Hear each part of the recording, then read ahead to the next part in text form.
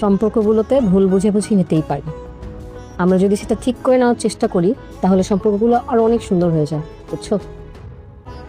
তোমরা সবাই অনেক ভালো, আর তুমি তো সবচেয়ে ভালো। কেন জানো?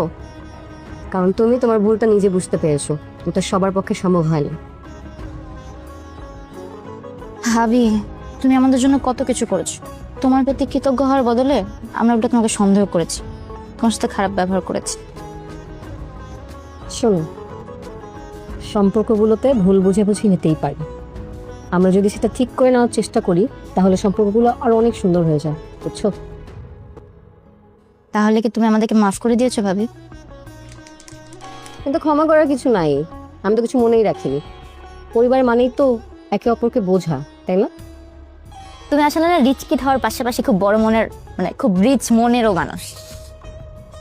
এখানে রিচ মনের হওয়ার কিছু নাই। একটা জিনিস শিখেছি, অন্য কাউকে জাজ করার আগে তার জায়গায় নিজেকে বসিয়ে চিন্তা করা সবচেয়ে বেশি ইম্পর্টেন্ট।